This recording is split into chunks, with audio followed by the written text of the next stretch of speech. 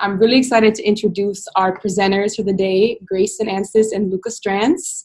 They are my co-workers, colleagues here over at the KYC LGBTQ Center. They are youth outreach workers and really amazing advocates for the community at such a young age, and really passionate about history and this topic in particular. So very excited for you all to hear from them. And I'm also really excited to introduce Illinois State House Representative for District 59, Representative Daniel Didich. And he is here to talk a little bit about the inclusive curriculum bill, which he voted in favor of and helped support and bring into existence. So with that being said, take it away, Representative Didich. Well, thank you, Donna, for inviting me to participate in this today. I'm very happy to be here. Like Donna said, my name is Dan Didich. I'm a state representative for the 59th District in Illinois. That means I'm one of the 118 people who go down to Springfield each year and serve in the House of Representatives, voting on bills, debating bills, introducing bills, and doing what we can to improve public policy in the state of Illinois. In the context of LGBT issues, what we've found, and this is from listening to experts, listening to people who've had their lived experiences in the LGBT community, is that there's three main policy issues that still need significant changes in. The three of them are healthcare, criminal justice reform, and the third one, which I'm going to focus a little more on today, is in education. And the bill that we were able to successfully pass last year, and it was signed into law, which we were very excited about, is called the Inclusive Curriculum Bill. So what it does is it requires that before anybody in Illinois graduates from 8th grade, they included in their curriculum is information about the history and the contributions of LGBT people in the United States. This is very important and a very big accomplishment for a few different reasons. One is it'll, as a lot of you I'm sure know, is being a middle schooler or a high schooler is not the easiest time to be a member of the LGBT community for a number of reasons. And it can be very, very useful for during the course of that education experience to be exposed to people who not only have made a significant contribution in the United States, but serve as very important and very impressive role models for people in the LGBT community. This is important for LGBT people, but it's also important for straight people as well, to make sure that they understand that they're living in a country that was built in large part by the accomplishments of the LGBT community. And that can have a very positive impact on a lot of people in a lot of different ways. So that was the bill that we passed last year. It passed with 60 votes in the House of Representatives, and that's exactly the number that it needed to pass. So we got it done by the skin of its teeth, but we got it passed. It was signed by the governor, and it's going into law this fall. So beginning of this upcoming school year, everybody before they graduate 8th grade will be exposed to curriculum that celebrates the accomplishments of the LGBT community, and it's something we're very excited about. So with that, I will be happy to kick it back to Donna for the next phase of this presentation. And thank you for having me again. Thank you so much, Representative Didich.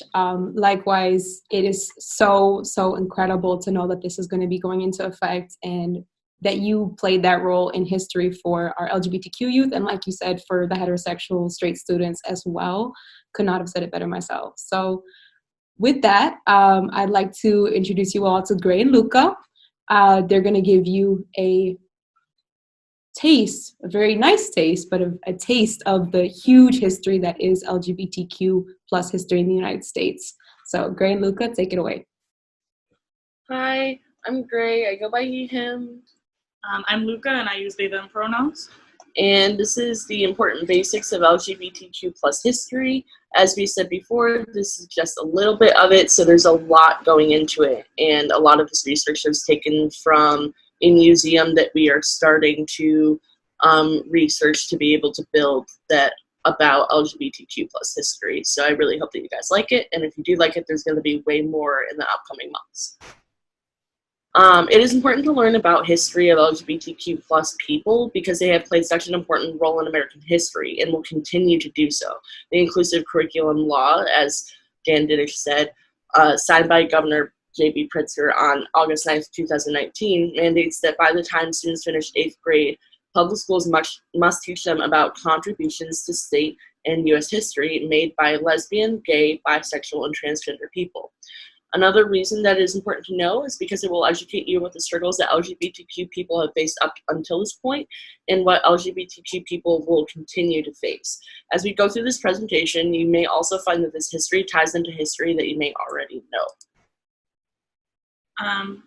This presentation will be divided into two parts, pre and post Stonewall. The Stonewall riots were a pivotal point in the LGBTQ plus history, so we will start with the events leading up to Stonewall. Some of the most important first include, in 1624, Richard Cornish was executed in Virginia for alleged homosexual acts with a servant. This is the first record of a person being executed for this in America.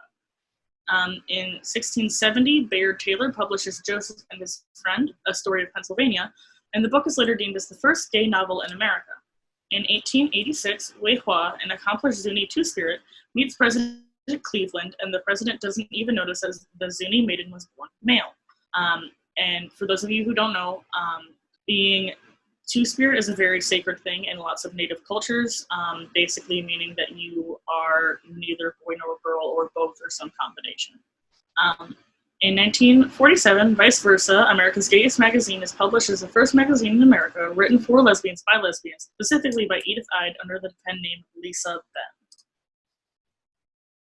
So for laws, proposed laws, and legal activity, we have in 1636, Reverend John Cotton includes sexual acts between women in the definition of sodomy and suggests that women also be put to death for sodomy. Sodomy is defined as sexual intercourse involving anal or oral copulation, but many religious leaders use the word to describe unnatural sexual acts, homosexual or not. This changed the definition of sodomy, which made it focus much more on homosexual tendencies instead of just focusing on anal/oral sex of any gender of any sexuality. In 1655, the Connecticut colony passes a law against sodomy between women as well as men, though nothing really comes of this law. Then in 1777, Thomas Jefferson proposes law to make sodomy punishable by mutilation instead of death, though this never officially becomes law. For context, the mutilation was castration for men, and for women, it was drilling at least a centimeter deep hole into the bridge of their nose. In 1917, U.S. immigration bans those with persons of abnormal sexual instincts from entering the United States. This means no gay immigrants in America, which led to people being deported if they were found out to be gay. This actually resulted in some people's deaths, like the example of Eva Kochever, a Jewish lesbian who was sent back to Germany from America when she was found to be leading a lesbian tea shop, and then ended up dying in Auschwitz. And then in 1962, Illinois becomes the first state to decriminalize homosexual contact between two consenting adults over the age of 18. In 1875, for demonstrations, protests, and riots, in 1875, John Bonet leads an all-woman gang of former prostitutes who swear off men and support themselves through shoplifting. This is seen as a huge uprising. Bonet is then killed in their bed, sleeping with their lover by an angry pimp. There is also record of them both identifying as transgender male and cis female, so we use they/them pronouns since it is easier and respectful. In 1951, the LGBT bar called the Black Cat Bar becomes a site of a protest by Pride due to police brutality, where patrons were often beaten by police and arrested for kissing a person of the same sex. In 1959, Cooper's Donuts was the site of a riot in which lesbians, transgender women, drag queens, and gay men, sparked by the severe police harassment, rioted in one of the first LGBTQ+ uprisings in the U.S. In 1965, homophile activists staged the first public picketing outside of the White House, the State Department, the Pentagon, and Independence Hall to protest the government discrimination against lesbians and gay men. In 1780, a Native American Joya, a man living as a woman, and her husband visited a Spanish mission, and a priest says how common Joyas are in the local villages. In 1856, woman chief of the Crow Nation is killed on a peacemaking expedition and leaves behind 4 wives. In 1925, Ma Rainey is arrested in her house for hosting a lesbian party in Harlem. Ma Rainey is also considered one of the biggest figures in jazz history. In 1941, World War II has gay and lesbian people become a massive part for mobilization, transforming lesbian and gay life in America. And in 1942, working with psychiatrists, the military develops ways to identify and exclude gay men from the services. This is where the term gay witch hunt was started. In 1952, homosexuality is determined as a sociopathic personality disturbance by the American Psychiatric Association. In 1956, James Baldwin published his male love story, Giovanni's Room. In 1957, the American Civil Liberties Union declares homosexuality as a valid consideration in evaluating the risk factor in sensitive positions, and advises lesbians facing official discrimination to simply become heterosexual. In 1967, Craig Rodwell starts the homophile youth movement in neighborhoods. Homophile was a word used by homosexuals to describe themselves in a less sexual and taboo way, as phile meant love, which was way less risky to talk about, straight or not. The significance of Stonewall. In 1916, the Stonewall riots. 1969. In 1969, the Stonewall riots happened. By storm delivery, Marsha P. Johnson, Sylvia Rivera, and other LGBTQ plus activists staged a riot in response to the police brutality after police raided a gay bar in Stonewall Inn that night. Stonewall is seen as a pivotal point in the LGBTQ plus rights movement and is one of the biggest reasons why people can be openly gay. Marsha was said to have thrown the first brick. Storm was said to have thrown the first punch. The reason we are able to have Pride today is because of Black trans sex workers rioting against the police brutality at Stonewall. That is why this Pride Month is just as important, if not more important, than the others before it. This time we're just rewinding it. Now for our second section, post-Stonewall. In 1976, Harvey Milk becomes the first openly gay non-incumbent elected in the United States and the first openly gay person elected to public office in California. In 1988, the first National Coming Out Day takes place on October 11th, 1 year after the Second National March on Washington. Also in 1988, the City College of San Francisco's governing board approves the first gay and lesbian studies department in the United States to start. And then in 1998, Tammy Baldwin is elected into Congress in Wisconsin, making her the first openly gay person to have a first-term seat in Congress. Then in 2010, Phyllis Frye becomes the first openly transgender judge appointed in the United States. And then in 2012, Kyrsten Sinema becomes the first openly bisexual person to be elected to Congress. In 2012 as well, Tammy Baldwin becomes the first openly gay senator to be elected. And then in 2016, Kate Brown becomes the United States' first openly bisexual person elected governor.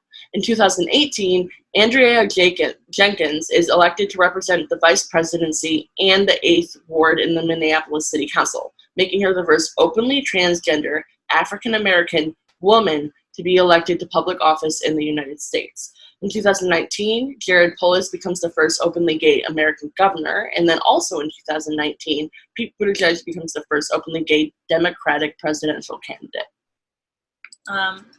Going on to laws, bans, trials, bills, and other legal activities.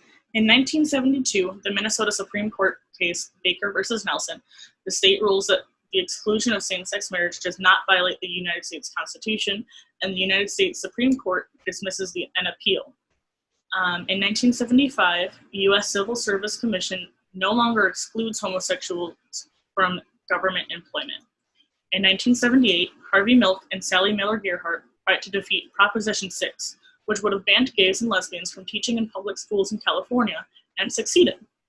In 1982, Wisconsin becomes the first state in the United States to pass a lesbian and gay civil rights bill, prohibiting sexuality-based bias in housing, employment, and public accommodations. In 1990, immigration laws against homosexuality are rescinded, but restrictions on people with HIV and AIDS remain. In 1991, after 8 years, Karen Thompson is made legal guardian of her disabled lover, Sharon Kowalski, due to a car crash that left Kowalski speech impaired and paralyzed.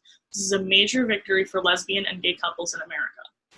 Also in 1991, in Bayer versus Mike, it is argued that the banning of same-sex marriage went against the Hawaii Constitution, though the Supreme Court of Hawaii dismissed the case in 1999. In 1993, Minnesota state legislature passes the first statewide ban of discrimination against transgender people. In 1993, Don't Ask, Don't Tell becomes U.S. military law, which includes that persons who demonstrate a propensity or intent to engage in homosexual acts are an unacceptable risk for inclusion in the U.S. military, and gay witch hunts begin.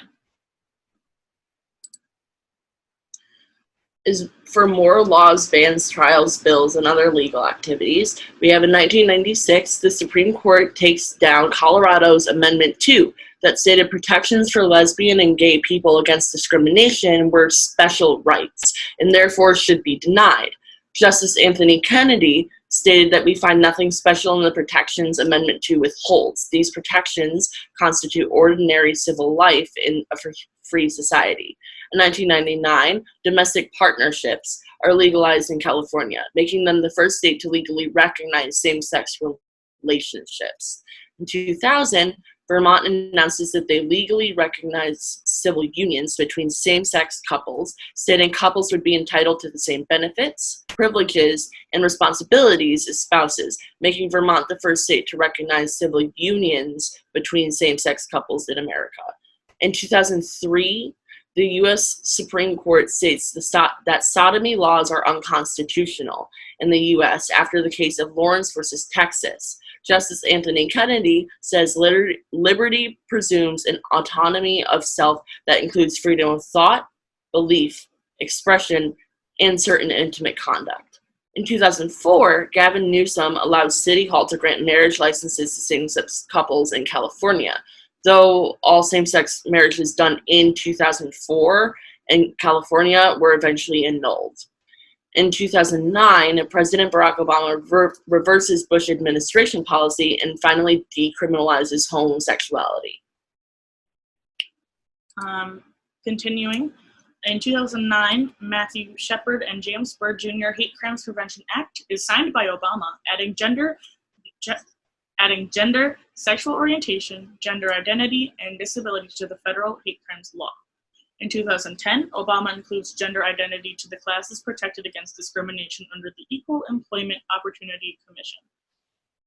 In 2010, Obama repeals the Don't Ask, Don't Tell Act, and in 2011, the Don't Ask, Don't Tell policy is officially ended. In 2015, due to Pavin versus Smith, no states can treat same-sex couples differently when it comes to issuing birth certificates. As well as in 2015, same-sex marriage is legalized in all 50 states. In 2018, openly transgender people are allowed to join the military, but in 2019, the Trump-Pence transgender military ban is implemented. In 2004, Massachusetts became the first state to legalize same-sex marriage, with a few other New England states following suit. California legalized it in 2008, and other than that, most states that did legalize same-sex marriage before the federal government did so in 2013 to 2014, Illinois being one of those states. Now we're going to demonstrations, protests, and riots. In 1979, the White Night riots took place after Dan White's sentence for assassinating both San Francisco Mayor George Moscone and Harvey Milk was the lightest possible conviction for his actions, charging him with voluntary manslaughter. The riots were the most violent acts of protest by the LGBTQ community since Stonewall. Immediately after the riot, police raided a gay bar in retaliation and brutalized the patrons there. In 1979, the first March on Washington for lesbians and gay rights took place by a lesbian group called the Salsa Soul Sisters, and over 100,000 people attended. And then in 1993, the third National March on Washington for gay and lesbian rights is held and has over 1 million people marching. For organizations, conferences, monuments, movements, and more, in 1971, in response to the sexism of the North Conference of Homophile Organizations, a lesbian group forms, the Furies, pushing or lesbian separatism. In 1977, a Bostonian Black lesbian feminist organization called the Combahee River Collective is formed. In 1980, Becoming Visible, the first Black lesbian conference, is held at the Women's Building. In 1981, the Kitchen Table, Women of Color Press, founded by Barbara Smith, Sherry Moraga, Audre Lorde, Hattie Gossett, and Myrna Bain, begins in New York City. In 1983, GLAAD, a U.S. non-governmental media monitoring organization that promotes the image of LGBT people in the media, is formed in New York City to protest defamatory and sensationalized AIDS coverage by the New York Post. In 1996, Kelly Peterson's Gay Straight Alliance at East High School in Utah is deemed non-curricular by the school board, and the school board then bans all non-curricular clubs from joining in order to keep the group from meeting. For more organizations, conferences, monuments, movements, and more, in 1996, in a response to a class assignment about nonviolent protests, students at the University of Virginia organized First Day of Silence. Day of Silence, if anybody doesn't know, is a day mostly done in schools, though can be done at work and other places, where people take a vow of silence during the day to bring to light the bullying and the harassment that LGBTQ people face in schools and outside of school. In 1999, Transgender Day of Remembrance is founded by Gwendolyn Ann Smith on November 20th. In 2009, Obama declares June to be LGBT Pride Month and continued this throughout 2015. In 2015, Philadelphia becomes the first county government in the U.S. to raise the transgender pride flag. And then in 2016, Stonewall National Monument is opened and is the first U.S. national monument to honor LGBT rights. For other important events, in 1974, the disco scene introduces gay culture into the mainstream. In 1978, Harvey Milk, a gay San Francisco city supervisor, along with Mayor George Moscone, are assassinated in City Hall by former supervisor and opponent Dan White. In 1980, transgender people are classified as having gender identity disorder by the American Psychiatric Association. In 1981, GRID, or gay-related immune deficiency, is identified, and later called AIDS, or acquired immune deficiency syndrome. In 1985, Rock Hudson, a teen heartthrob, tells the world that he has AIDS, providing awareness about the epidemic. In 1989, the rainbow flag gets national attention after John Stout sues his landlords for attempting to prohibit him from displaying the flags from his apartment balcony. In 1993, Brandon Tina, an FTM youth, is raped and murdered in Nebraska, and the story of transgender discrimination and violence inspires the award-winning film Boys Don't Cry. In 1994, fear of persecution due to sexual orientation became ground for asylum. In 1998, Matthew Shepard is brutally killed in Wyoming, which gains the national attention and inspires the award-winning play The Laramie Project.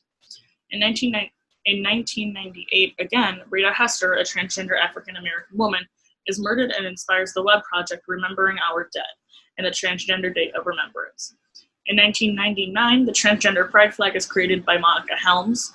In 2008, transgender woman Letitia Green is shot and killed by a man who thought she was gay. In 2011, the U.S. issues a non-binding declaration in favor of gay rights. And in 2013, Obama calls for full equality in his second inaugural address. In 2013 as well, the DSM-5 eliminates the term gender identity disorder and replaces it with gender dysphoria in order to stop stigmatizing transgender people. For more events, there is 2015, the White House announces they opened a gender-neutral bathroom. Also in 2015, Obama pledges to advocate for a ban on conversion therapy. And in 2015, Supreme Court begins to hear arguments on the freedom to marry. This was obviously right before they legalized gay marriage in all 50 states. And then in 2016, a terrorist attack inside Pulse, a gay nightclub in Florida, kills 49 people and injures 53 others. There is so much more. There's so much more history, so many more people and organizations and protests and laws. If you would like to know more, you're in luck, as there is a digital LGBTQ plus history museum we are creating right now. Please stay tuned for dates and details in the upcoming months. Okay, so I really hope you guys are paying attention because we're about to go to a Kahoot. While we set that up, Donna's going to take a few questions. Keep in mind, whoever wins first will win $30. Whoever gets second wins 20, and whoever wins third gets 10. You're going to be going to kahoot.it, and then I'll be casting the code up for you to be able to join. Thank you so much, Grand Luca. That was fantastic. Again, second time seeing it, and I still learned something new. So looks like we got some of our friends on this call too, which is awesome. Just want to open it up that you can either unmute yourself and speak, ask a question, or put it in the chat box. I think that, like, the weirdest thing for me researching, especially for this, trying to find, like, the most, like, pivotal points, I think that some stuff in, like, times are really weird. Like, a lot of people would think that sodomy, something that people don't even really talk about now, was only decriminalized in 2003. A lot of people think it was in, like, the 80s or the 70s or the 60s, and I was alive when it was decriminalized.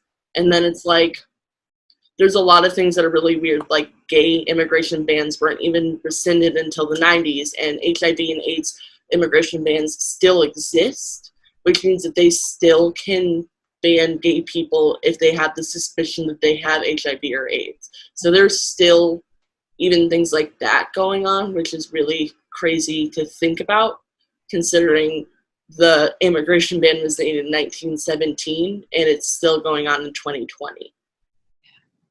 That's another point. I think that really struck me again this time is that how could we expect to undo centuries of legal work in the course of like 20 years? And that is like why the inclusive curriculum bill is such a big deal.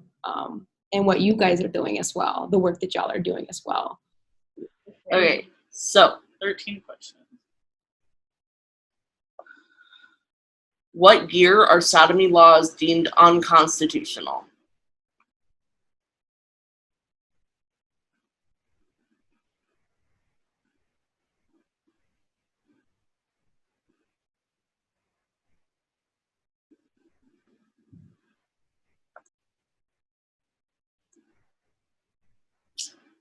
Yep, so it was 2003. It was actually really recent. It's crazy, man. When was the definition of sodomy changed?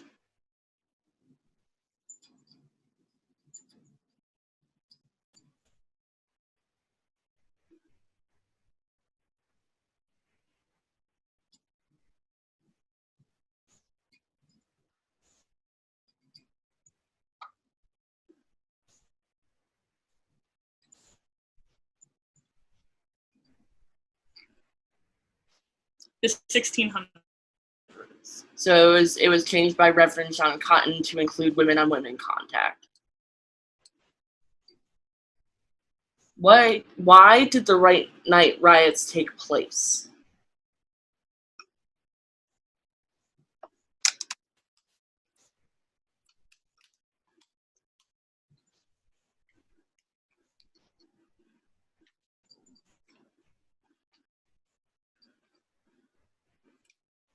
So it was that Dan White's sentence was too light for killing Harvey Milk. He also killed the governor and was given the lightest sentence possible.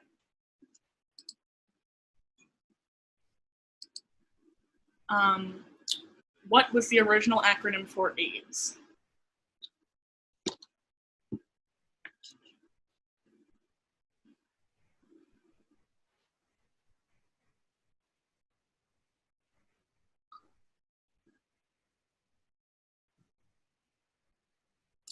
It was GRID.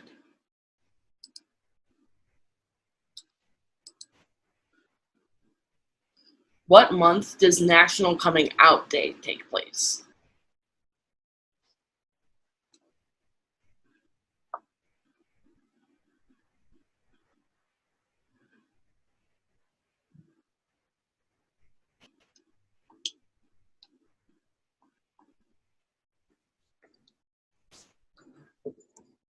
So it was October.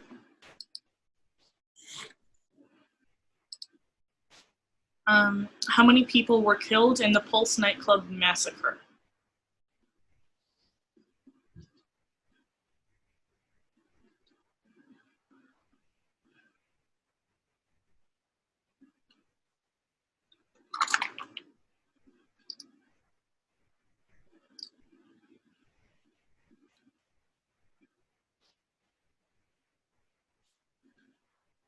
Okay, so it was 49, and then 53 people were injured.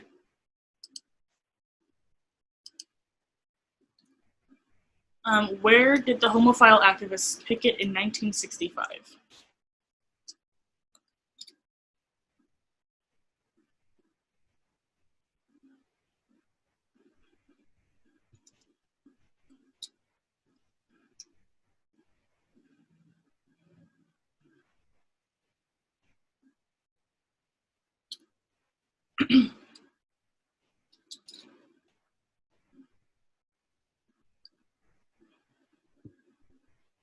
So it was all of the above, which was the White House, the Pentagon, the State Department, and the Independence Hall.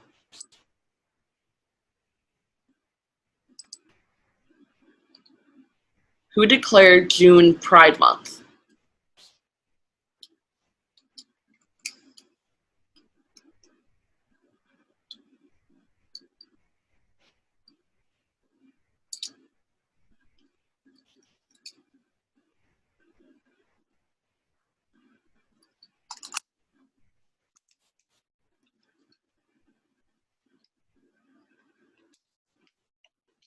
So it was Barack Obama in 2009.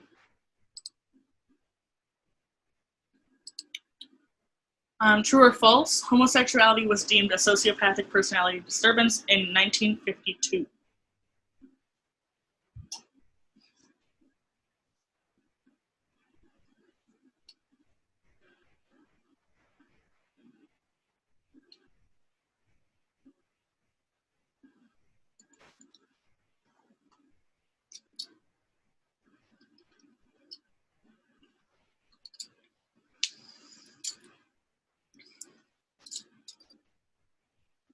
That was true.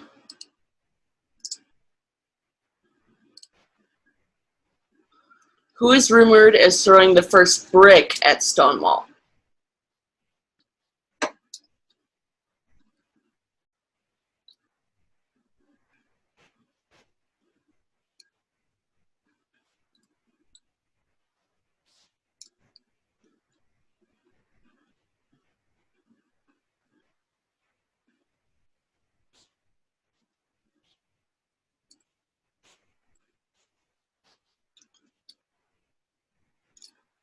So it was Marsha P. Johnson. Storm did throw the first punch, and then Harvey Milk wasn't present.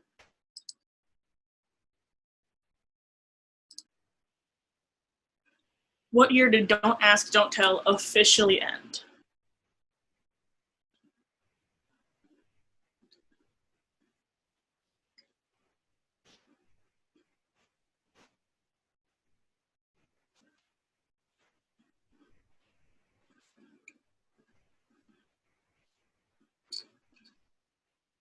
Yep, it was 2011, and it was supposed, or like Obama started the process of ending it in 2010, and then it was officially ended in 2011.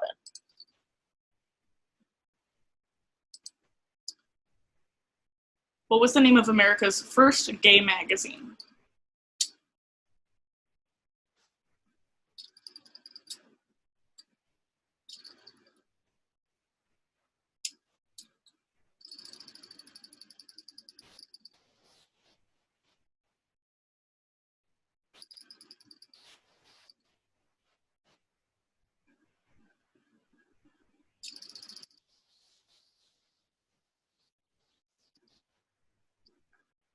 So it was Vice Versa, America's gayest magazine.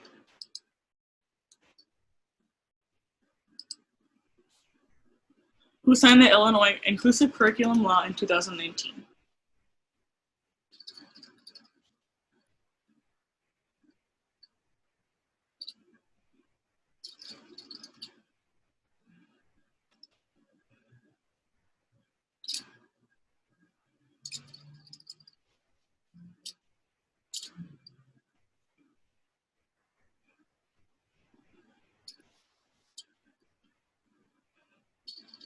So what's JB?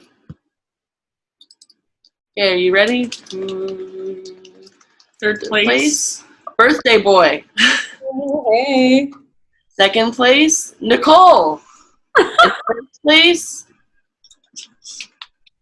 It's got to be K, right? okay. Yay. So One of the questions that we got was, what are you hoping?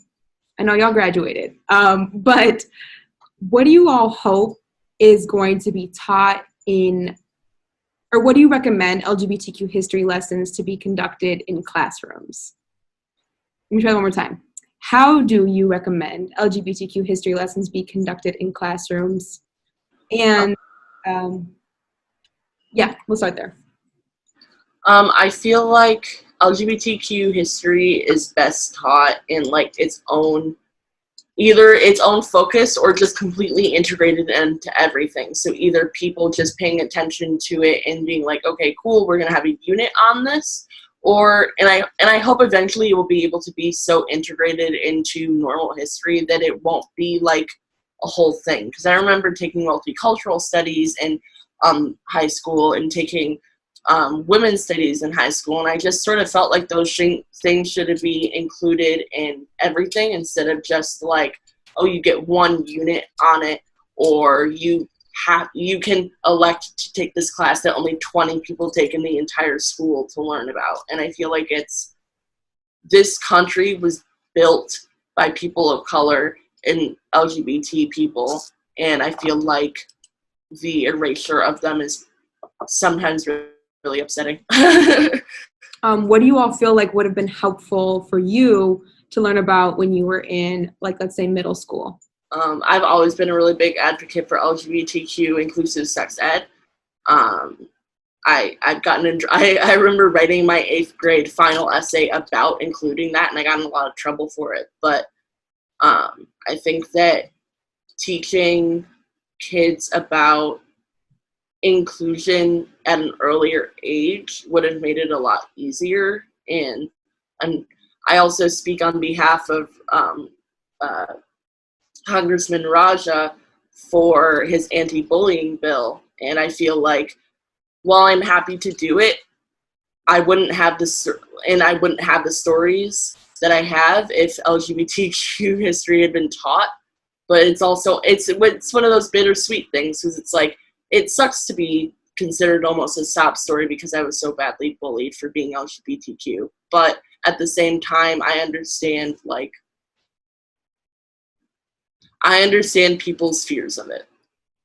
I think the more that we educate, the less people will fear it, because people fear the unknown. And if it's no longer unknown, then it's not as scary.